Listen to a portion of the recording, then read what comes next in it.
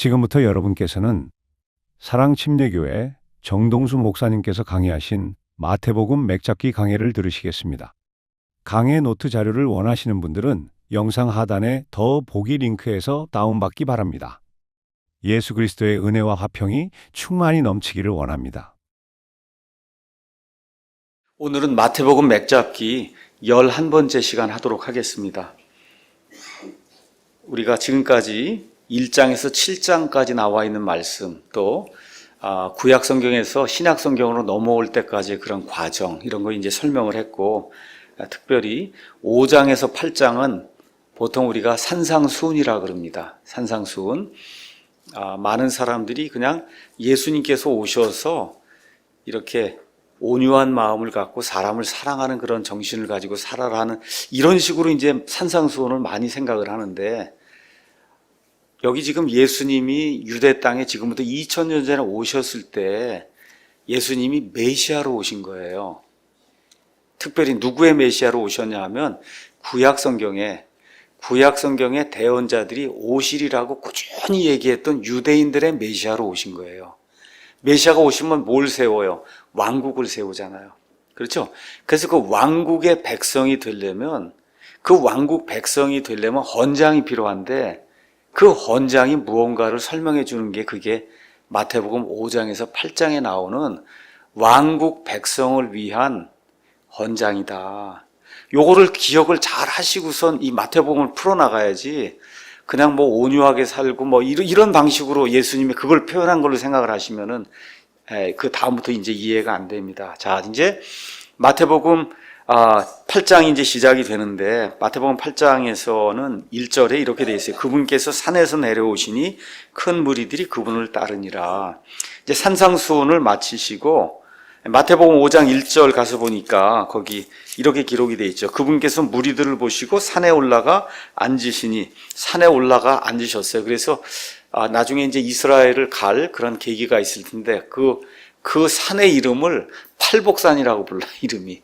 우리가 이제 팔복이라고 얘기하잖아요. 그래서 이름이 팔복산이에요.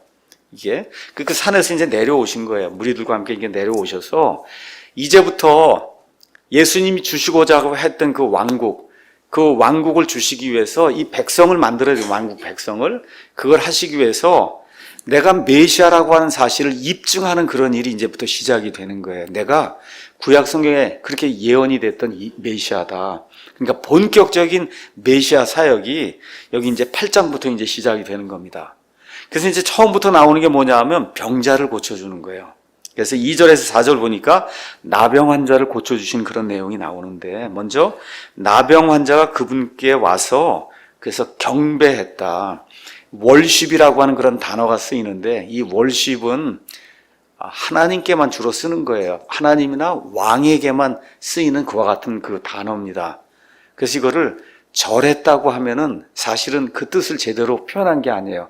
예수님께 나와 예수님께 경배했다. 경배했다고 하는 얘기는 예수님이, 이 나병 환자가 보니까 예수님이 경배는 누구만 받을 수 있어요? 하나님만 받을 수 있는 거예요. 아니면 왕만 받을 수 있는 건데, 경배했다고 하는 그런 그 표현이 이미 사용이 될 때는 나병 환자가 병을 고치러 올 때 이분이 하나님이시든지 아니면 하나님이 보내시는 메시아라고 하는 왕이라는 그 사실을 인지하고 지금 나왔다는 거. 이걸 저와 여러분이 이제 기억을 좀 해야 됩니다.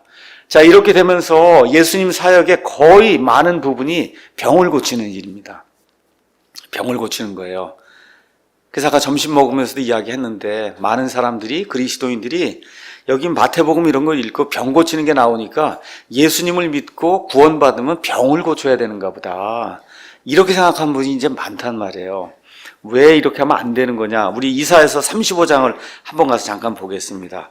이사야서 35장 말씀을 이해를 하고, 그리고 마태복음과 마가복음, 누가복음, 예수님의 그 공생의 사역을 좀 이해를 하셔야 됩니다. 마태복음 35장 가서 보면은 이제 예수님께서 이 땅에 오셔서 세울 메시아 왕국이 이렇게 표현이 되어 있어요. 메시아가 오게 되면 할 일이 1절, 2절에 광야와 적막한 곳이 그것들로 인해 기뻐하며 사막이 즐거워하고 장미같이 피며 무성하게 피어 기쁨과 노래로 즐거워하고 레바논의 영광과 갈멜과 샤론의 뛰어난 것을 얻으리라. 그들이 주의 영광과 우리 하나님의 뛰어나심, 주의 영광, 주님이 메시아가 이 땅에 오셔서 직접 이런 걸 다스린 걸 보니까 말 그대로 이 땅에 하나님이 오신 거예요. 그러니까 주님의 영광을 보는 그런 일. 그래서 많은 자연 환경이 변화하는 그런 일이 생긴다. 메시아가 오면. 자, 이러는 가운데 5절로 가서 보면 그때 이런 일이 생길 때 눈 먼 자의 눈이 열리고 귀 먹은 자의 귀가 열리며 그때 다리 저는 자는 사슴같이 뛰고 말 못하는 자의 혀는 노래하리니 이렇게 되면서 메시아 왕국이 이루어지게 되면 우리가 보통 고칠 수 없는 그런 병이다라고 하는 그런 병이 메시아 사역을 통해서 이렇게 고쳐지는 일이 생긴다는 거예요. 사람 죽었던 사람이 살아나는 그런 일. 이게 이미 예수님 오시기 전에 이사야 같으면 700년 전에 600년 700년 전에 예언이 된 거예요. 그러니까 사람들의 생각 속에 메시아가 오면 일단 메시아는 뭘 해야 돼요? 병을 고쳐야 되는 거예요. 유대인들의 메시아가 오면 병을 고쳐야 되는 거예요.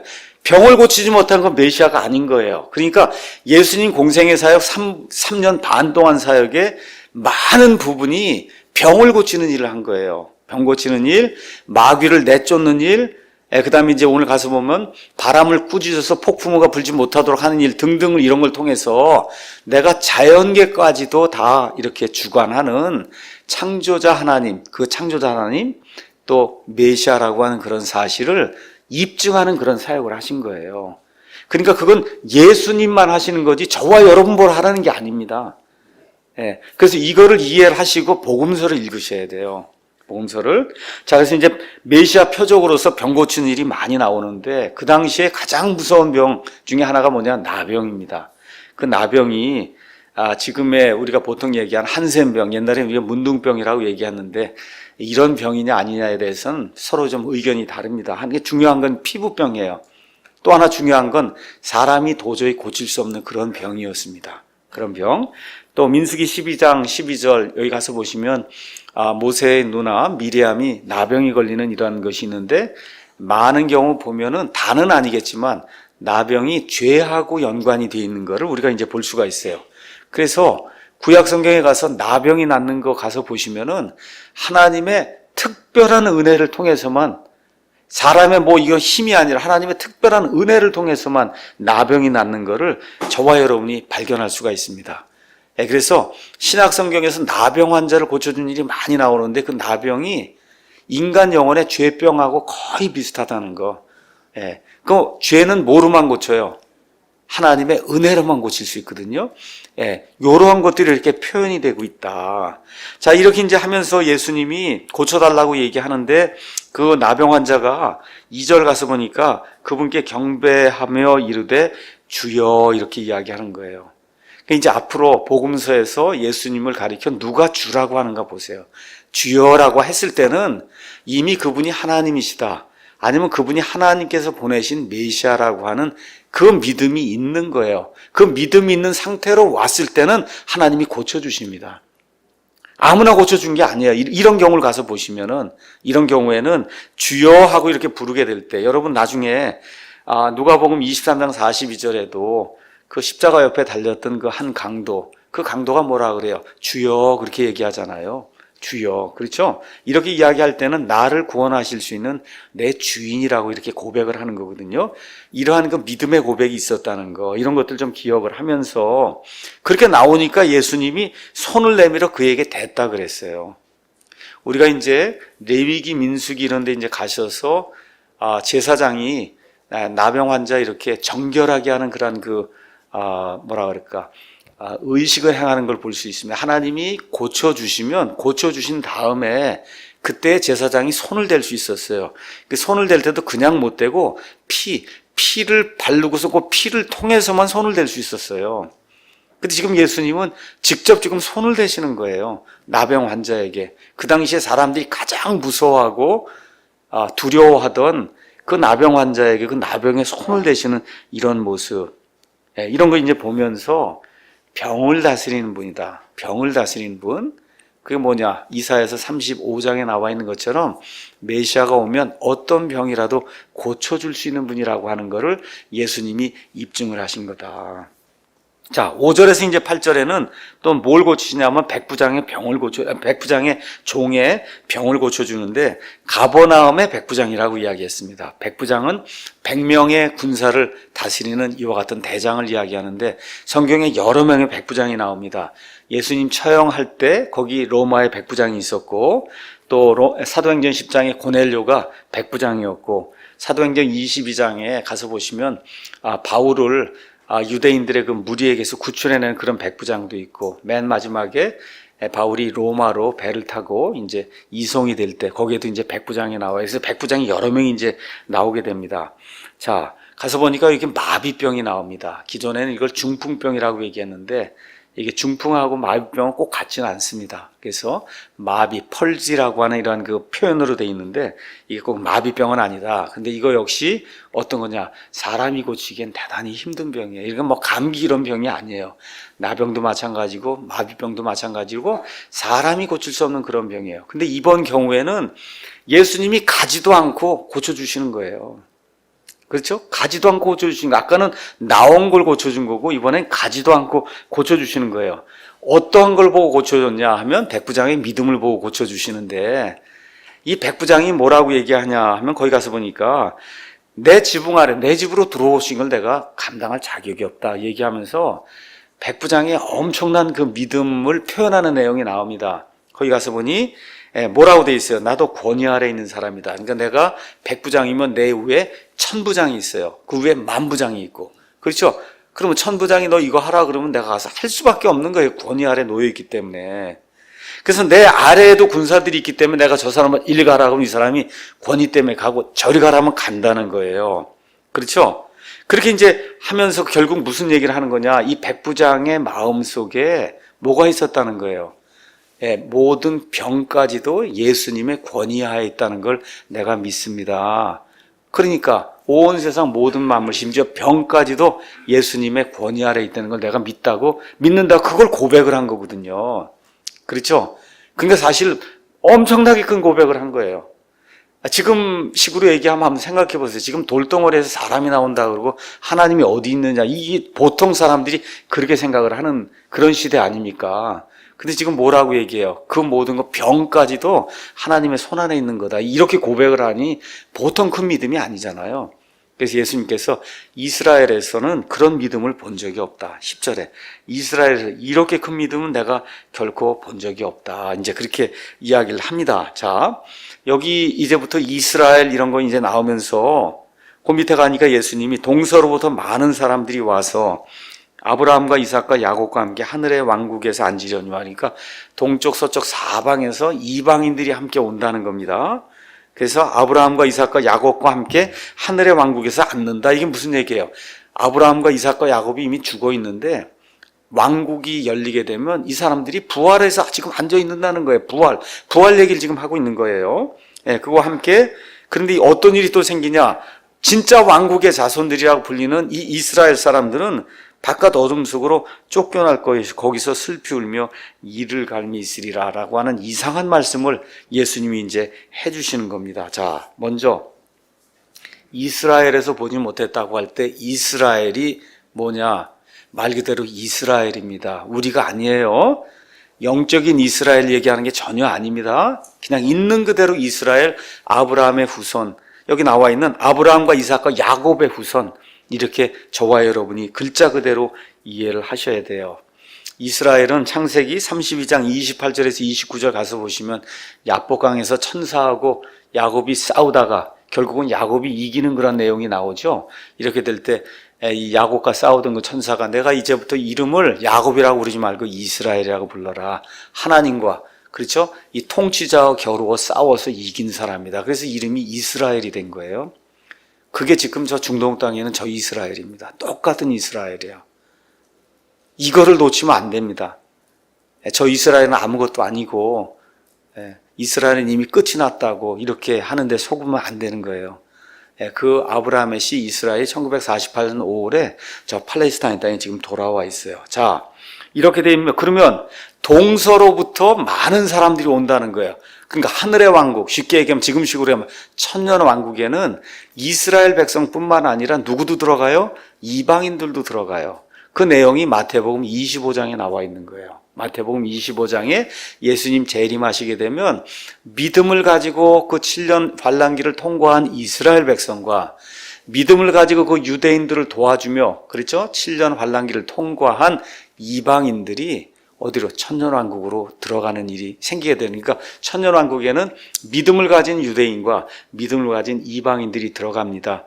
근데 잘 이해하셔야 돼요. 저와 여러분은 그 일이 생기기 약 7년 전쯤에 어떻게 돼요? 예수님의 교회로 휴거가 돼서 올라가 있는 겁니다. 예, 그 내용을 이제 기억을 하시고요. 자, 그러니까 왕국이, 천년왕국, 하늘의 왕국이 열리게 되면 유대인, 이방인 중에 믿음 있는 사람은 그 안에 이제 들어가는 거다. 자, 그러니까 여기 나와 동서로부터 사람이 모이다. 이거 교회에 사람이 모이는구나. 이렇게 생각하시면 안 돼요. 지금 왕국을 이야기하는 거예요. 천년 왕국 시대. 교회 시대가 끝나고 이 땅에 이루어지게 될 천년 왕국 시대.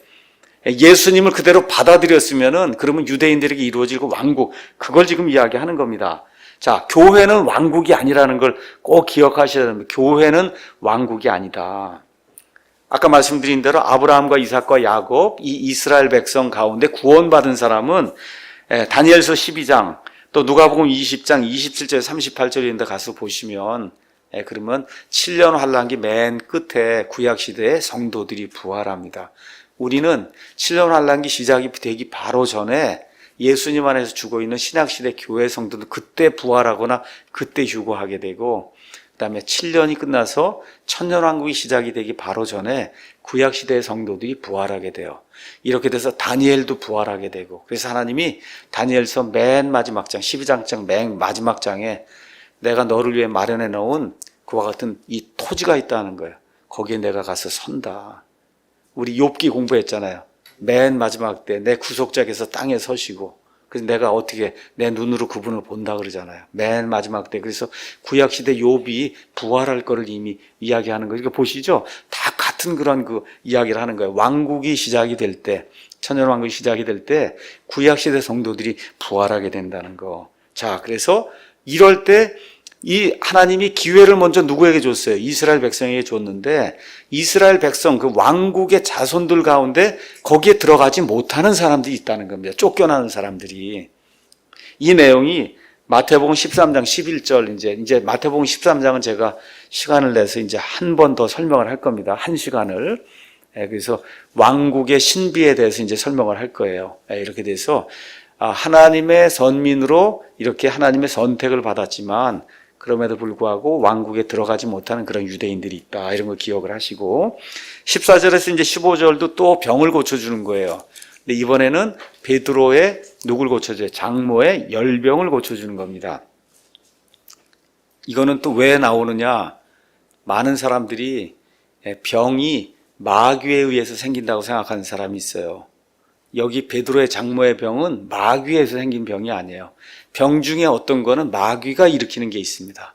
근데 여기 나와 있는 건 그런 게 아니에요. 그런 거 아닌 것도 고쳐주시고, 또 예수님께서 미리 앞날을 내려다 보시고 베드로는 아내가 있었다.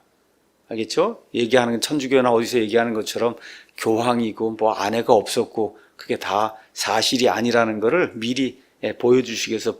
그래서 어떤 분이 여기 같은 경우 보니까 이걸 굳이 왜 이렇게 아내의 어머니라고 길게 적었냐, 장모라고 적지. 맞아요. 그거 틀린 거 아니에요.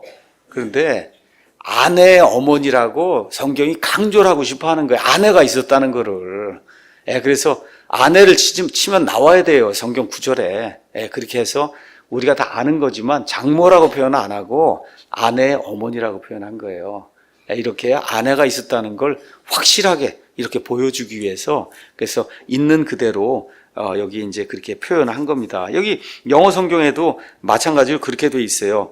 His wife's mother 이렇게 돼 있어요. His wife's mother. 장모 같으면은 mother-in-law 이렇게 하잖아요. 우리가 mother-in-law 이렇게 표현하죠. 법적으로 어머니다 이런 얘기거든요. 근데 그걸 그렇게 굳이 표현 안 하고 어떻게 했냐 하면 여기 있는 그대로 그의 아내의 어머니라고 표현한 거예요. 천주교에서 주장하는 그런 주장을 하나님께서 아예 처음부터 막아 놓으시려고. 자, 그 다음에 이제 드디어 16에서 17절 가게 되면 마귀 들린 자들을 고쳐주는 이런 내용이 이제 나오게 됩니다. 마귀 들린 거에 대해서는 더 구체적으로 28절에서 34절에 나오기 때문에 그때 설명하도록 하고, 가서 보니까 마귀 들린 많은 자들 그분께 데려오고를 그분께서 자신의 말씀으로 그 영들을 내쫓으시고, 그러니까 마귀는 영이구나. 병든 모든 자를 고쳐주셨다. 그래서 마귀는 조금 이따 이야기하고요. 가서 보니까 병든 모든 자를 고쳐줬다. 10명 중에 9명만 고쳐준 게 아니라 병든 자들을 데려오니까 100% 고쳐줬다는 거예요. 믿음 있는 자만 고쳐줬다 이런 얘기 없어요. 병든 자들을 데려오니까 100% 고쳐주셨다. 자, 그러면서 거기 17절에 이사야서 53장을 인용하는 그런 말씀이 나옵니다. 이것은 대언자 이사야를 통해 말씀하신 것을 성취하려 하심이라. 이르시되 그가 친히 우리의 연약함을 담당하고 우리의 질병을 짊어졌다. 이게 53장 이사야서 4절 말씀을 인용한 겁니다. 우리의 고통을 짊어지고 우리의 슬픔을 담당하였다. 자, 여기에서 이제 오순절 은사주의라고 하는 이걸 주장하는 분들의 뭐라 그럴까, 잘못이 이제 여기부터 이제 생기는 거예요. 이제 논리를 한번 들어보세요. 자, 어떤 것이 문제냐. 예수님의 속죄 사역이 있습니다. 예수님으로서 십자가 사역과 속죄 사역이 했어요. 속죄 사역에 영혼의 구원이 들어있습니까? 안 들어있습니까? 영혼 구원하는 거 들어있죠. 조금 아까 보니까 속죄 사역에 병 고침이 들어있습니까? 안 들어있어요. 들어있잖아요. 그렇죠? 자, 그러면 이걸 가지고 구원은 믿음으로 받는단 말이에요. 그러면 그 다음에 한 단계 나가서 그럼 믿음만 있으면 누구라도 병을 고칠 수 있다. 이렇게 나가면 이게 문제가 생기기 시작하는 거예요. 논리를 한번 보세요. 예수님의 속죄 사역, 그 속죄 사역에는 영혼 구원이 있어요. 여기 보니까 병 고침도 있단 말이에요. 그럼 누가 구원받냐? 믿음 있는 사람이 구원받아요. 그럼 믿음 있는 사람은 병도 고치겠네. 그렇죠? 이렇게 되면 안 된다는 거예요. 메시아 표적으로서 지금 병을 예수님이 고쳐주시는 거다. 그렇죠? 그래서 예수님의 속죄 사역이 이거 말고도 많은 게 있습니다. 로마서 8장 가서 보니까 지금 온 세상의 창조 세계 모든 창조물이 신음하고 있다 그래요. 그 신음하고 있는 창조 세계도 예수님이 오셔야 어떻게 돼요? 병 고침을 받습니다. 짐승에게 내려진 모든 저주도 그때가 다 없어지는 거예요. 어저께인가 아마 가서 보니까 간단하게 보니까 뭐 돌고래를 구출해서 살려놨더니 어떻게 됐다 그래? 또 죽었다. 가서 보니까 이 안에 비닐이 80개가 들어있다는 거예요. 이 배 안에. 알겠죠? 그러니 돌고래가 살겠냐고. 그 바다에 있는 거 비닐을 이렇게 먹고 그래갖고. 그러니까 그게 성경이 얘기하는 온 창조 세계가 신음하고 있는 거예요. 이 인간이 그 저주 때문에. 그렇죠? 이거를 되돌려 놓는 것도 그것도 예수님의 속죄 사역의 이제 하나예요. 그것뿐만 아니라 병이나 가난이나 잔인함, 전쟁 이런 것 없는 세상 만드는 것도 그 예수님의 속죄 사역의 일부예요. 맞습니다. 그런데 이게 한 번에 다 이루어진다고 생각하면 안 된다는 거예요. 여러분, 전쟁이 완전히 없어지게 되고 저 창조 세계에 이 신음하는 일이 완전히 이거 언제 이루어집니까? 예수님 재림하셔야 이루어지는 거예요. 예수님의 속죄 사역에 다 포함이 돼 있지만 때가 다르다는 거예요. 예수님 초림 때가 있긴 재림 때가 있는데 초림 때 이루어진 일이 있고 재림 때 이루어진 일이 있다는 겁니다. 예를 들어 이사야서 65장 25절 가서 보면 사자가 지푸라기를 먹는 시대가 온다 그랬어요. 다시 노아의 홍수 전과 마찬가지로 이 육식동물이 다 초식을 하는 때가 와요. 천년왕국이 되면. 지금 그렇게 합니까? 지금 사자가 풀 먹고 사는 사자 본 적 있어요? 없잖아요. 이사야서 11장 한번 가서 보세요. 거기 가서 보시면은 하나님의 그 거룩한 산 전체, 온 세상 전체에 해하거나 상하는 일이 없는 때가 있어요. 그것도 예수님의 속죄 사역의 일부예요. 근데 지금 그 일이 이루어지지 않았잖아요. 이 모든 일은 예수님 재림하시고 천년왕국이 이루어져야 그 이루어지는 거거든요. 자, 그럼 제가 한번 여쭤보겠습니다. 하나님이 지금 이 시간에 병을 고치십니까? 안 고치십니까?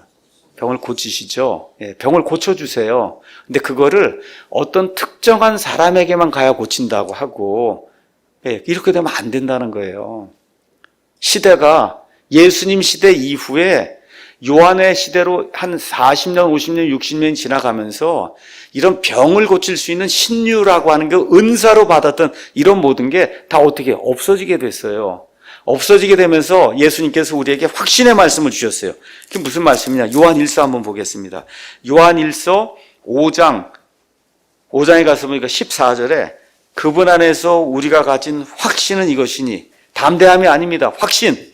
그래서 뭐냐? 우리가 그분의 뜻대로 무엇이든 구하면 그분께서 우리 말을 들으신다는 것이다. 우리가 무엇을 구하든지 그분께서 우리 말을 들으시는 줄 우리가 알진대 우리가 그분께 구하여 청원한 것들을 얻는 줄 우리가 아느니라. 자, 이렇게 이제 돼 있으니까 저와 여러분이 해야 될 일은 하나님께 어떻게 맡기고 기도하는 거예요. 찾아가는 거 아닙니다, 여러분. 병 고친다는 사람 찾아가는 게 아니라 이런 모든 게 중지가 된 겁니다. 이게 이 요한계시록 성경 말씀이 주어진 이후에는. 자, 그래서 지금 이 시간에 하나님이 병을 고치는 방법은 어떻게 해요? 약을 쓰든지, 그렇죠? 약을 쓰는 게 가장 좋은 겁니다. 약을 쓰는 거. 그다음에 어떤 경우 쓰지 않고도 자연이 낫는 그런 것들도 있고, 또 어떤 게 그냥 그대로 아프게 두기도 하시고, 그래서 결국은 죽게도 하시고. 여러분, 하나도 안 죽으면 어떻게 되겠어요? 다 살려달라고 그랬는데 하나님이 다 살려놓으면 지금 어떻게 되겠어요? 여러분, 그 복지 예산을 다 어떻게 지금 1000살, 2000살 되고 그런 사람 그 복지 예산을 어떻게 다 감당할 거예요? 그렇죠? 그러니까 한번 이렇게 정상적으로 한번 생각을 해봐라. 이게 어떤 사람에 가서 기도하면 그냥 암이 다 낫고 하는 거, 그런 일이 생기지 않는 겁니다, 지금. 그렇게 하겠다고 하고 하면 거짓말 하는 거예요. 자, 18절에서 이제 22절에는 이 예수님을 따르면서 왕국의 이 군사가 된다는 거, 물론 지금 우리 교회 시대에도 적용할 수 있는 말입니다. 십자가를 지고 따르는 게 그 쉬운 일이 아니다. 서기관이 와서 예수님을 따르겠다고, 예수님 하시는 그 기적을 보고 하니까 자기도 거기 일원이 되고 싶은 거예요. 그 얘기했더니 예수님이 나를 따르는 게 그렇게 쉬운 일이 아니다. 그렇게 얘기하면서 참 귀한 말씀을 예수님이 이제 해주십니다. 뭐라고 얘기하냐면, 여우도 굴이 있고 공중의 새도 보금자리가 있을 때 사람의 아들은 머리 둘 곳이 없다. 제가 가끔씩 이런 생각을 합니다. 우리 교회 홈페이지에도 아마 올라 있을 거예요. 목회의 목적이란 글이 있어요. 어떤 목사님이 지은 글이에요. 그러니까 이 글을 볼 때마다, 이 말씀을 들을 때마다 자기에게 찔림이 온다. 예수님이 여우도 굴이 있고 공중에 새도 보금자리가 있는데 사람의 아들은 머리 둘 곳이 없다. 그랬는데 지금 내가 살고 있는 이 세상에서 자동차를 가지고 큰 아파트를 가지고 뭐 이거 호의호식하면서 사는 이 목사의 삶을 이렇게 볼 때 마음에 찔릴 때가 많이 있다. 거기 목회의 목적을 점검한다. 거기 그 글이 있어요. 그러니까 예수님을 따르는 게 그렇게 쉬운 일은 아니라는 거. 예수님이 여우도 굴이 있고 공중의 새도 보금자리가 있는데 우리가 어려움 당할 때마다 한번 생각을 해보세요. 사람의 아들은 머리 둘 곳이 없다. 예수님이 그렇게 했으니 목사나 교회가 엄청난 규모의 무슨 이 부귀영화를 누린다. 이건 예수님 따르는 거 아니에요. 맞습니까, 여러분? 그거 예수님 따르는 거 아니에요. 잘못된 예수님 따르는 거예요. 성경의 예수님 그런 예수님 아니에요. 그러니까 그런 가서 그냥 무조건 가난하게 찍으러 이렇게 이런 얘기하는 게 전혀 아니라 이게 어느 정도 좀 균형을 이루어야 된다는 거예요. 예수님 믿는 게 부자 되는 거 아니라는 겁니다. 여기 지금 얘기하는 포인트가. 그래서 우리 교회가 혹시 더 커지고 뭐가 하는 그런 일이 있어도 절대 교회 안에 무슨 사치 뭐 부귀영화를 목사가 누린다는 거, 이런 일은 그거는 never, 우리 교회에서 있으면 안 되는 거예요. 그건 예수님하고 전혀 상관없는 겁니다. 이게. 자, 이거 이제 기억을 하시고, 그 다음에 23절에서 이제 23절, 7절 가서 보니까 이번에는 풍랑을 멈추는 자연계의 기적을 일으키는 거예요. 이렇게 하니까 사람들이 이분이 도대체 어떤 분이시기에 바람에게도 명령을 하고 그러니까 바람이 순종하냐. 뭐예요? 메시아란 말이에요. 메시아, 하나님이 보내신 자. 또 어느 면에서 참 하나님, 참 사람이시니까 이거를 계속해서 입증을 해서 보이려고 하는 거예요. 근데 이상하게 뭐 병 고쳐준다고 이런 일을 하면서 풍랑 멈추게 하는 그런 건 안 하더라고, 되게. 그렇죠. 이런 건 안 해요. 또 이상하게. 예수님이 가서 또 무슨 독을 마시든지 그 괜찮다는 독은 안 마시더라고. 이상하게 뭐 하는 거 그런 것만 본인이 할 수 있다고. 그렇게 이야기를 해요. 그래서 다음에 누가 본인이 할 수 있다 그러면 독도 좀 이렇게 주시고 이것도 한번 먹어봐라 이렇게. 예? 이게 과연 가능한가. 예. 자, 이렇게 되면서 28절에서 31절에 드디어 마귀를 제압하는 분이다. 마귀. 예, 이런 내용이 이 안에 기록이 되어 있습니다. 게르게스 지방에 이제 갔더니 마귀 들린 자들이 이제 나오는데 여기 우리 성경에 마귀, 더 데블, 정관사 더가 붙은 데블이 있고 그 다음에 부정관사 A나 아니면 A의 복수가 되는 데블스로 표현이 된 게 있어요. 그래서 성경에 나오는 마귀는 유일한 마귀, 사탄 마귀와 비슷한 성품을 가진 그의 쫄개들을 성경은 마귀들이라고 표현하고 있다. 그렇게 이제 이해를 하시면 되고, 예수님께서 이들을 제압하시고 내쫓는 그런 권능까지 있다는 거. 누구만 할 수 있겠어요, 여러분? 마귀를 제압하고 내쫓는 거는 마귀를 만든, 창조한 그 창조주만 할 수 있잖아요. 맞습니까? 내가 그런 존재라고 하는 사실을 입증해 주신 그런 내용이 그 안에 기록이 돼 있다. 이거 기억을 하시고, 이게 다 뭐라고요? 메시아 표적이에요.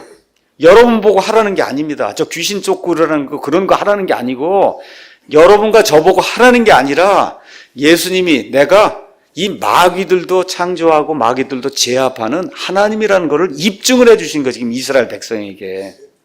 자, 그런데 마귀들이 특징이 있어요. 마귀들의 특징이 어떤 특징이냐? 29절에 그들이 소리를 지르며 이르되 하나님의 아들 예수님이여 우리가 당신과 무슨 상관이 있나이까. 유대인 종교 지도자들이 하나님의 아들이라고 인정한 적이 있어요? 없어요? 예수님을. 사람은 인정한 적이 없습니다. 유일하게 사도 베드로가 그래도 공적으로 당신은 하나님의 아들입니다 하고 이렇게, 그것도 하나님이 계시해 주니까 그렇게 인정을 했잖아요. 공식적으로. 그렇죠? 그 외에 거의 나머지 모든 사람, 특히 하나님을 가장 잘 믿는다고 하는 대제사장 포함해서 모든 종교인들이 예수님이 하나님의 아들이라는 걸 인정을 안 하는데 마귀는 한단 말이에요. 그렇죠? 이게 아이러니인 거예요. 예수님을 가장 정확하게 알아보는 분이구나. 알아보는 존재구나. 그렇죠? 왜 그래요? 영적인 존재이기 때문에. 이거 하고. 자, 그러다 보니까 저와 여러분이 마귀는 아주 지저분하고 뭐 이런 걸로만 자꾸 생각하고 거짓말만 하는 거고 그렇게 생각을 하는데 그렇지 않을 때가 많이 있어요. 우리 사도행전 16장 한번 가서 보겠습니다. 사도행전 16장 가서 보니 어떻게 돼 있냐 하면 빌립보에 가서 말씀을 전할 때 마귀 들린 어떤 여자가, 소녀 아이가 쫓아다니면서 계속 이 바울과 이 신라를 괴롭히는 거예요. 16절 우리가 기도하러 가다가 점치는 영에게 사로잡히면 어떤 소년을 만났는데 이 소년은 점치는 것으로 자기 주인들에게 많은 이득을 가져다 주더라. 바로 그 소녀가 바울과 우리를 따라오며 소리질러 이르되 이 사람들은 지극히 높으신 하나님의 종들로서 우리에게 구원의 길을 보여주는 사람들이라. 맞습니까? 틀립니까? 100% 맞는 얘기죠? 100% 맞죠? 근데 어떻게 했어요? 바울이 영의 스트레스를 받은 거예요. 그럼 어떻게 내쫓잖아요. 그렇죠? 이런 일이 생겼던 거예요. 그러니까 마귀가 나쁜 일만 하고, 여러분, 이렇게 쉽게 얘기해서 그냥 도깨비 뿔 들고 이렇게 오면 다 알아봐요. 이건 아니구나. 그리고 어떻게 교묘하게 질도 섞어갖고 같이 갖고 들어오니까 넘어가는 거예요. 그러니까 요한일서 4장 1절에 뭐라 했어요? 모든 영을 다 믿지 말라고 그러는 거예요. 모든 영을 다 믿지 말라. 특히 여기 데살로니가 후서 가서 보시면 이렇게 기록이 되어 있습니다. 이제 마지막 말세 때 이제 이야기가 데살로니가 후서에 보면 이렇게 이제 표현이 되어 있어요. 2장에 가서 보시면 적그리스도가 나타나는데 적그리스도가 엄청난 기적들을 행합니다. 적그리스도가. 가서 보니까 2장 9절에 적그리스도가 오는 것은 사탄의 활동을 따라 모든 권능과 표적들과 거짓 이적들과 불의의 모든 속임수와 함께 멸망하는 자들에게 오는 것이니 이는 그들이 진리의 사랑을 받아들이지 아니하여 구원을 받지 못하였다. 구원받지 못하는 자들에게 이적과 표적을 보이면서 좋은 걸 해주겠다고 이런 모습으로 나타난다는 거. 그렇게 되면 저와 여러분이 말씀 안에 딱 굳게 서서 저 말하는 게 진짜인가 가짜인가를 잘 판단하는 그런 그리스도인이 돼야 돼요. 그러니까 예수님의 영이 이렇게 들어오면은 그러면 머리가 맑은 사람이 돼야 돼요. 머리가 맑아야 돼요. 머리가. 이게 무슨 얘기 이렇게 들리면 그것이 맞는가 그런가를 잘 판단하는 그런 사람이 돼야 돼요. 그게 하나님을 기쁘게 하는 그런 사람입니다. 자, 그래서 이제 마귀들 특징이 나오고, 그 다음에 마귀들이 또 어떤 특징이 있냐 하면 여기 가서 보니까 주로 어떤 뭐 돼지든 아니면 사람이든 어디에 몸을 차지해서 들어가려고 하는 그런 특징을 가지고 있다. 그게 마귀의 특징이에요, 이게. 자, 그러면 이런 일들을 해서 그럴듯한 진리를 이야기하고 다 그렇게 이제 하는데, 이게 마귀에 들리게 되면 사람의 행동에 이제 변화가 생깁니다. 그 변화가 뭐냐, 아까 그 빌립보 있던 그 소녀도 마찬가지였을 거고, 말은 그럴듯하게 하는데 어떤 일이 생기냐, 지저분한 일이 생겨요. 혼돈과 혼란이 반드시 마귀의 일에 동반이 됩니다. 마귀의 일에는 혼돈과 혼란이 동반이 된다. 그래서 고린도전서 14장 가서 보니까 고린도전서 14장에 이렇게 기록이 되어 있어요. 14장 33절에 뭐 여기 방언, 예언 여러 개 나오는데 거기 가서 보니까 성도들의 모든 교회에서처럼 하나님은 혼란의 창시자가 아니요 화평의 창시자니라. 그러니까 우리 믿는 사람들, 진리의 영이 있는 이 교회에 들어오면은 질서가 있어야 된다는 거예요. 질서. 그렇죠? 아주 화평해야 되는 거예요. 막 혼동이 되고 그냥 막 이렇게 이건 하나님이 없는 거예요. 그렇게 되니까 맨 마지막에 사도 바울이 뭐라고 얘기해요? 그러므로 형제들아 이야기하면서 40절에 모든 것을 품위 있고 질서 있게 할지니라. 그러니까 무슨 성령 집회다 뭐다 해서 갔더니 막 뒤집어지고 넘어지고 그러면 이건 마귀가 하는 일이지.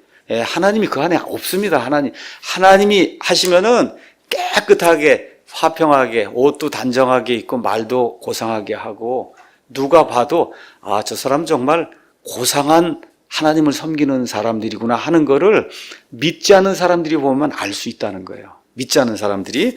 그래서 그 고린도전서 똑같은 그 말씀 안에 이렇게 이제 기록을 하고 있는 겁니다. 14장에 가서 보면 23절에 그러므로 온 교회가 다 같이 한 곳에 모여 모두 타언어들로 쌀라쌀라쌀라 이렇게 얘기하면 개구리들처럼 배우지 못한 자들이나 믿지 않는 자들이 들어와서 너희가 미쳤다고 하지 아니하겠냐.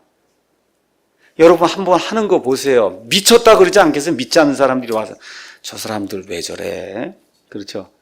그게 하나님을 모독하는 거예요. 하나님 모독하는 거. 그러니까 이것이 마귀의 일이냐 아니냐는 여러분이 어떻게 하시면 돼요?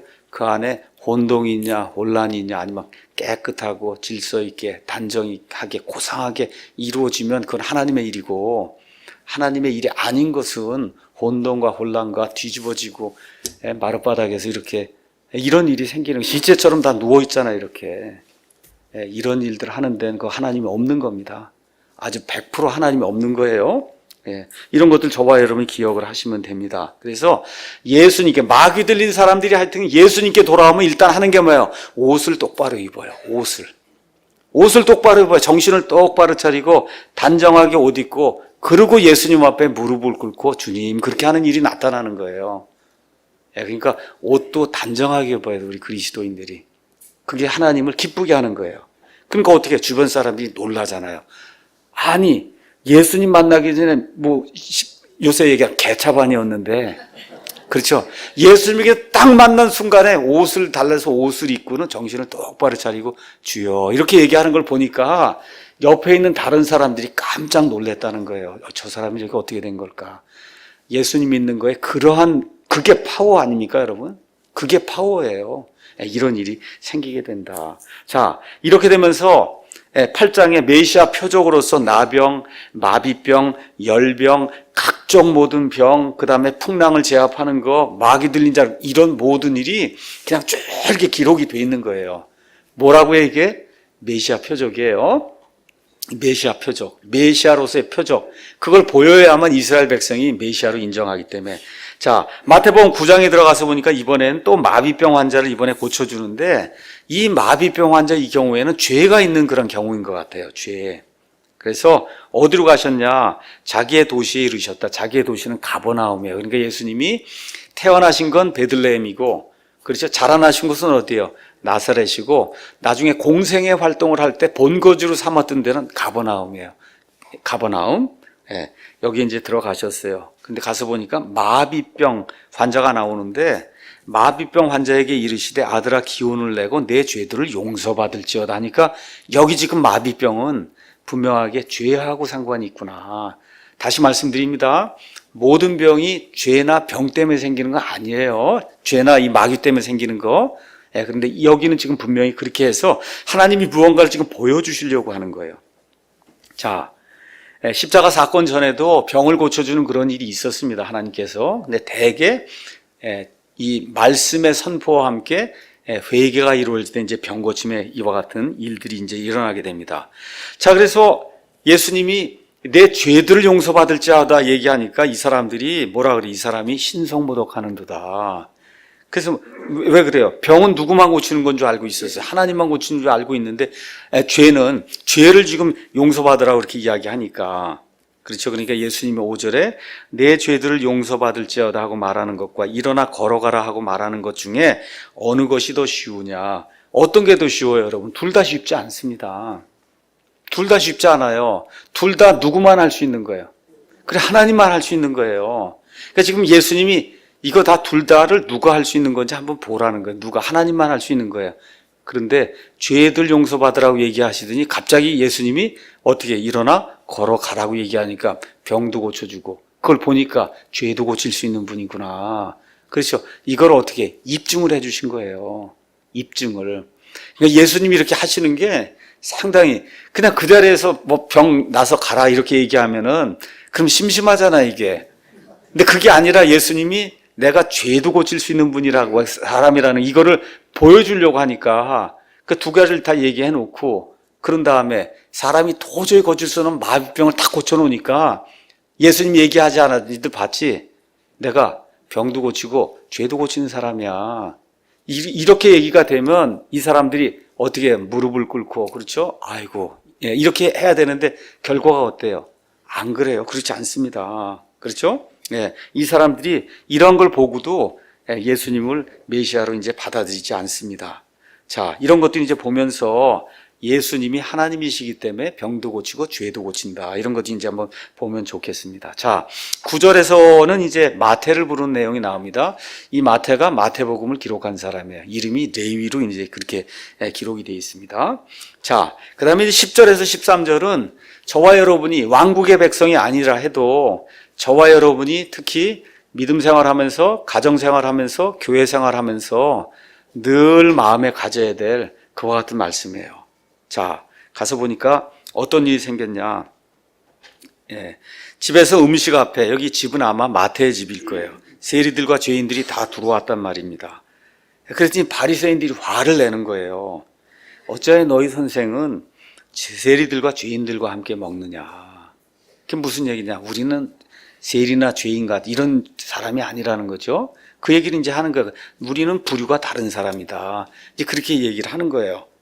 그랬더니 예수님께서 그것을 들으시고 그들에게 이르시되 온전한 자들에게는 의사가 필요 없으나 병든 자들에게는 필요하니라. 오직 너희는 가서 내가 긍휼을 원하고 희생물을 원치 아니하노라 하신 말씀이 무슨 뜻인지 배워라. 나는 의로운 자들을 부르러 오지 아니하고 죄인들을 불러 회개하게 하려고 왔노라. 예수님이 말씀하시는데 말 그대로 이 모든 병자를 고치고 마귀를 내쫓으고 하는 그 모든 거에 이 핵심이 뭐냐 하면 죄인들을 불러서 회개하게 하려고 내가 이 모든 일을 한다는 거예요. 죄인들을 불러서 회개하려고 한다. 이걸 저와 여러분 꼭 기억을 하셔야 됩니다. 그러니까 바리새인, 서기관, 율법 박사, 뭐 제사장 등 예수님을 극도로 미워하던 종교 지도자들이 있어요. 이들의 생각에는 저 뭐 세리, 저 창녀 이거는 거의 사람도 아니야. 완전 죄인이야. 이렇게 지금 생각을 하고 있는 거예요. 근데 예수님이 이 사람들하고 같이 밥을 먹으니까 이것도 마찬가지구나. 이렇게 이제 생각을 하게 된 겁니다. 그렇죠? 예. 자, 그 당시에 이제 죄라고 하는 거는 저와 여러분이 늘 생각하는 죄하고 비슷해요. 교회에 이렇게 왔는데 어떤 분이 담배를 핀다, 술 먹으면, 저 사람 수준이 아주 이렇구나, 이렇게 생각하기 쉽잖아요. 여러분, 술 먹고 담배 피면 믿음의 수준이 저 미칠까요? 마음속에 음욕이 이만하게 큰 게 있는데? 어떤 것 같아요, 여러분? 이게 훨씬 큰 거죠. 이게 마음속에 음욕을 품고 이렇게 하는 게 이게 이만한 거고, 담배 술 먹은 거 요만한 거예요, 요만한 거. 맞죠? 종교인들이 그렇게 생각을 한다는 거예요. 나는 나쁜 사람이 아니다. 그렇죠? 저거 아주 형편없다. 저거 형편없다는 게 음행을 일삼는 자, 주정뱅이, 간음하는 자, 마약하는 자, 도둑, 유괴범, 또 가서 보니까 아내를 때리는 사람, 예. 이러한 사람들, 그렇죠? 이런 것들 아주 추접한 이런 죄인이다. 이런 방식으로 이제 생각을 했는데 예수님이 그게 아니라고 얘기하는 거예요. 먼저 의사에 대해서 그리스도인들 가운데 나쁘게 생각하는 사람이 있어요. 병원엔 왜 가냐고. 근데 예수님이 뭐라 그래요? 병든 자들에겐 필요하대잖아요. 그렇죠? 병든 자들에겐 필요해요, 의사가 필요한 거예요. 의사가 약을 처방을 해서 이렇게 하게, 그거 해서 낫게 하는 게 그 안에 있는 메커니즘을 하나님이 조정을 해요. 오케이? 예, 그래, 의사가 필요한 거예요. 의사가 필요한 거다. 아프면 일단 어디로 가야 돼요? 기도하고, 예, 의사에게 가서 약을 타는 게 그게 정상인입니다. 그게 정상인. 예. 자, 그 다음에 이제, 뭐라고 얘기하냐면 예수님이 호세아서 6장 6절을 인용을 하면서 나는 희생물이 아니라 긍휼을 원한다. 믿음 생활하되 특히 가정에서 부부 생활하실 때 남편과 아내 사이에, 그 다음에 부모와 자식 사이에, 또 목사나 교회 리더들과 그 다음에 이런 성도들 사이에 이게 꼭 있어야 돼요. 희생물이 아니라 나는 긍휼을 원한다. 긍휼을 베풀 줄 아는 사람이 돼야 돼요.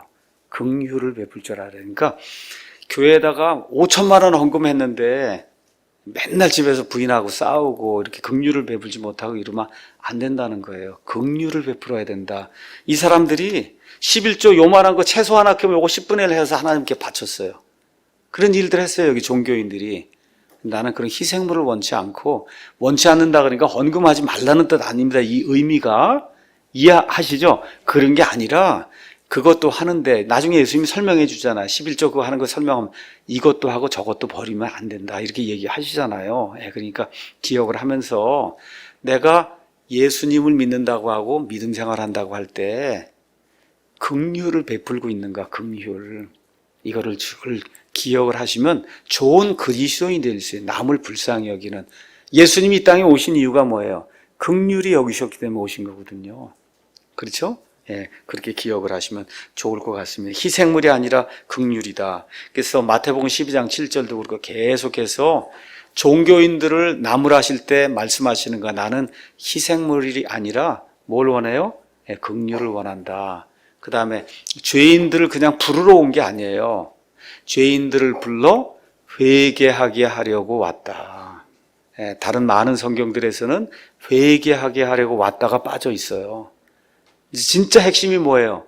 죄인들을 불러서 어떻게 회개에 이르게 하려고 오신 거예요. 그게 가장 중요한 거예요, 그 포인트가. 그렇죠? 우리 킹제임스 성경에는 죄인들을 불러. 여러분, 의인은 예수님께 올 수가 없는 거예요. 너무 감사한 거예요, 복음이라는 게. 내가 죄인이니까 나갈 자격이 있는 거예요. 그렇죠? 그래서 오면은 어떻게 회개하게 해주신다는 거예요, 회개하게. 엄청난 겁니다. 자, 14절에서 15절은 이제 종교인들이 하던 금식 행위에 대해서 예수님께서 말씀해 주시는 겁니다. 금식 자체는 명백한 어떤 명령이나 이런 건 아니지요. 되게 자발적으로 고통을 당한다거나 아니면 내가 하나님 앞에 정말 내 마음을 내려놓고 싶습니다 하면 자기 혼을 괴롭게 하는 그와 같은 그 절차가 이제 금식입니다. 그래서 이사야서 58장, 스갈에서 7장 이런 데 가서 보시면 이스라엘의 종교인들이 금식을 이나 시도 때도 없이 했어요. 근데 하나님이 말씀하시는 거, 니들이 하는 이 금식이 도대체 무슨 금식이 이런 금식이 있냐. 그렇죠? 그러니까 외적으로 이렇게 보이는 이러한 종교 행위를 가지고 자꾸 나한테 오려고 그렇게 하지 마라. 나는 마음을 본다. 그렇게 이야기하는 거예요. 그래서 어려움을 당하면 저와 여러분이 반드시 금식을 해야 됩니다. 성경에 많은 사람이 다윗, 다니엘, 심지어 아합, 모세, 엘리야, 에스라 등등 많은 사람이 어려운 일을 당해서 하나님과 내가 좀 교통을 하며 하나님의 은혜를 체험해야 되겠다 할 때 금식을 했습니다. 그러니까 금식 자체가 나쁜 건 아니에요. 근데 바리새인들은 일주일에 2번 금식하고 그리고 어떻게 해요? 나팔을 불었단 말이에요. 나는 금식한다고. 그렇죠. 이러한 의미의 금식이라면 안 하는 것이 바람직하다는 거죠. 그렇죠? 자, 이런 것들 기억하면서 이 종교인들이 행하고 하는 그런 일이 정말 그게 자기들의 어느 하나의 행위에 지나지 않는 건지 정말 하나님을 기쁘게 하는 거 이거 한번 생각을 해보라고 말씀해 주시면서 16에서 이제 17절에 새로운 시대가 도래했다는 것을 꼭 기억해야 된다. 새로운 시대. 거기 가서 보면 아무도 새 옷감 조각을 낡은 옷에 붙이지 아니하나니 이는 그것을 메우려고 붙인 것이 그 옷을 당겨 그 찢어짐이 더 심하게 되기 때문이다. 여러분 한번 낡은 옷에도 새 거 붙여보세요. 어떻게 돼? 이게 잡아당기니까 어떻게 돼요? 이 낡은 옷이 더 찢어진단 말이에요. 참 예수님이 얼마나 지혜롭게 말씀하시는지 알 수가 없어요. 너무 지혜롭게 말씀하시는 것 같아. 그렇죠? 사람들이 새 포도즙을 낡은 부대에 넣지도 아니하나니 그렇게 되면 부대가 터져 포도즙이 흘러나온다. 자, 이거 왜 또 포도즙이라 그랬냐? 포도주라고 안 그러고. 여러분, 이 낡은 부대는 또 부대라 그러니까 도대체 무슨 천조라가 이런 게 무슨 부대에다가 포도주나 포도즙을 어떻게 넣냐?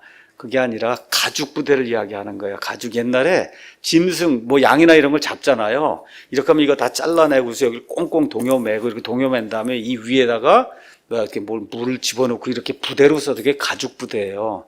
자, 한번 보세요. 여러분, 가죽 부대에 이미 발효가 다 끝난 포도주를 그 안에 집어넣으면 터질까 안 터질까요?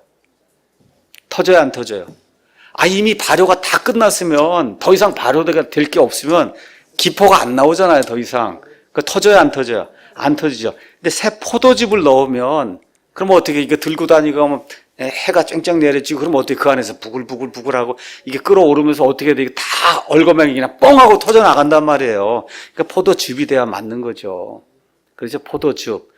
그 다음에 뉴 와인이라고 해서 뉴 와인은 갓 포도에서 짠 거를 그걸 이제 새 포도즙이라고 이제 표현한 겁니다. 어찌됐든 이제 지금까지 너희가 해와오던 이런 모든 종교적인 이런 모든 거 다 갖다 쓰레기통에 넣고 이제는 새로운 시대가 열렸다는 거 이거를 이해를 해. 지금 예수님이 메시아로서 왕국을 주러 온 거예요, 이제. 그렇죠? 그러니까 구시대 이런 모든 것들을 다 이제 폐기 처분을 해야 된다고 예수님이 말씀해 주시는데 이해할까요? 이해하지 못할까요? 이해하지 못해요. 이해하지 못합니다. 심지어 예수님의 제자들도 이해하지 못했는데 뭐 나머지 사람들이 어떻게 이해하겠습니까? 이 정도 이제 상황이 이제 발생하게 된 거거든요. 자, 이것이 왕국의 시대가 열렸다는 것도 기억을 하시고 결국은 왕국을 받아들이지 않으니까 왕국이 연기가 되면서 어떻게 돼요? 교회 시대가 열리게 되잖아요. 그래서 이거를 교회 시대로 우리가 적용을 하면 구약이 폐지가 되고 이제 신약 시대가 열렸다는 거예요. 우리가 신학교회를 한다고 얘기하잖아요. 신학교회 가장 큰 특징이 뭐예요? 제사장이 없는 거예요, 여러분. 제사장. 하나님과 사람 사이에 구약에는 제사장이 서 있었어요. 여기 가서 얘기하면 이 사람이 알았다 그러고 들고 가서 저 사람이 저럽니다 하고 하나님께 중간에서 얘기하는 그 중간자가 있었단 말이에요. 예수님이 오셔서 이걸 치워버린 거예요. 이걸 치워버렸어. 그러니까 어떻게 돼요? 저와 여러분이 하나님께 직통 나가는 시대가 열린 거예요. 직통 나가는 시대. 그러니까 새 시대가 지금 열려서 우리가 신약교회를 한다고 할 때는 중간에 제사장이 없는 시대, 이 교회를 하는 거다. 이걸 꼭 기억하시고 제사장이 없으니까 여기가 뭐예요? 그냥 예배당이나 강당이지 성전이 아니란 말입니다. 여기가 제단이 아닙니다. 여기 뭐예요? 강단이에요. 강단. 제단이 아니고. 이러한 시대가 열렸는데 아직도 구약시대를 하려고 하면 안 되잖아요. 구약시대 교회를 하려고 하면. 얼마 전에 한 목사님이, 미국에 계시는 목사님이 이메일 쓴 거 제가 교회에 올려놨죠. 오랫동안 교회를 했는데 지금 암에 걸리시고 뭐 이렇게 돼서 지금 투병하는 가운데 이 목회한 걸 이렇게 돌이켜보면서 우리 교회 이렇게 목회하는 걸 이렇게 보고 나니 너무 후회가 된다. 그래서 그분이 뭐라고 썼어요? 내가 지금까지 구약교회를 했구나. 구약식 교회를 했다는 건 모르니까 제사장 노릇을 하고 여기가 성전이라 그러고 제단이라 그러고 하여튼 그와 같은 그런 교회를 했다는 거예요. 예수님께서 새 상속 언약, 이 신약 시대를 이렇게 여시면서 어떻게 구약의 모든 걸 철폐하셨어요. 끝난 겁니다. 다 끝난 거예요. 그렇죠? 실체가 이제 이루어져서 그래서 이제 저와 여러분이 예수님께 직접 나아가는 뭐가 됐어요? 제사장이 된 거예요. 맞습니까, 여러분? 제사장이 된 거예요. 단번 속죄를 통해서. 엄청난 그런 시대가 열린 거예요. 자, 그 이후에 이제 18절에서 26절에는 회당 치리자의 딸을 고쳐주고 혈루증 여인, 앓고 있는 여인을 고쳐주시고 27에서 그 31절에는 눈먼 자들의 눈을 열어주고 32에서 35절에는 말 못하는 자를 고쳐주고 그렇죠? 이렇게 이제 하면서 계속해서 나오는 게 뭐예요? 이사에서 35장에 나와 있는 것처럼 눈먼 자의 눈을 열어주고 다리 저는 이렇게 하면서 메시아로 내가 왔다는 것을 입증하는 그런 내용이 그 안에 이제 기록이 돼 있어요. 그런데 이제 보니까 34절에 누가 나타나냐? 바리새인들이 나타나는 거예요. 종교인들이 나타나서 어떻게 해요? 저항을 하는 거죠. 어떻게 저항을 해요?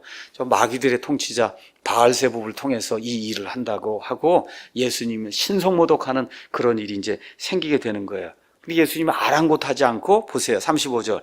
예수님께서 모든 도시와 마을을 두루 다니사 그들의 회당들에서 가르치시고 왕국의 복음을 선포하시며 백성 가운데서 모든 질환과 모든 질병을 고쳐주시니라. 이해하시죠? 왕국의 복음 선포할 때는 뭐가 나타나야 돼요? 모든 질환과 질병을 고쳐주는 일이 동반이 되는 거예요.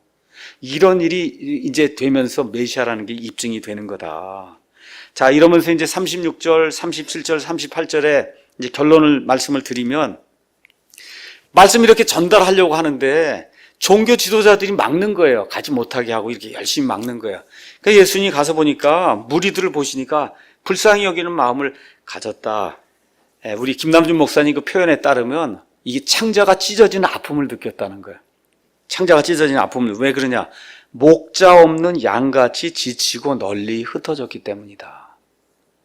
그러니까 우리 교회, 저를 포함해서 우리 교회 모든 성도들이 세상을 향해서, 세상이 믿지 않는 그런 사람들 향해서 목자 없는 양같이 저들이 되어 있구나 생각을 하고 이 창자가 찢어지는 듯한 그런 아픔을 가져야 그래야 좋은 그리스도인이라는 거예요.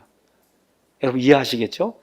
그걸 위해서 세상을 계몽하기도 하고 세상에 복음을 전하기도 하고 그렇죠? 자선을 베풀기도 하고 이런 일들을 해야 된다. 예수님의 그런 심정을 가지고 그러면서 어떻게 하라고 그래요? 기도해라. 그렇죠? 수확밭의 주인에게 기도해서 그분께서 수확밭에 일을 할 사람들을 보내달라고 그렇게 기도를 해라. 여러분 여기 수확이라고 얘기를 했습니다. 추수가 아니고 추수가 아니에요. 왜 그러냐? 우리나라는 봄에 뿌려서 가을에 거둬요. 그래서 추수예요. 이스라엘 사람들은 가을에 뿌려서 봄에 거둬요. 그러니까 여기 하면 춘수라고 해야 돼요. 춘수하시는 주님께 이래야 된다고. 원래대로 이스라엘 사람들에 그렇게 하면 안 되기 때문에 수확이라고 표현하는 게 수확이 맞는 거예요. 추수가 아닙니다. 수확하는 겁니다. 그래서 수확하시는 그 주님께서 우리가 지금 기도하는 게 뭐예요? 이런 좋은 교회, 하나님 말씀이 마음대로 선포되는 교회, 하나님의 오른쪽의 가치를 가르치는 올바른 그런 교회, 이게 세상에 많이 생기기를 원하잖아요. 저와 여러분이. 그렇죠. 그럼 어떻게 해야 돼요? 그 수확밭에 수확을 이루어 주시는 그 주인께서 자기 밭에 일할 수 있는 사람들을 보내달라고 저와 여러분이 기도하는 거예요.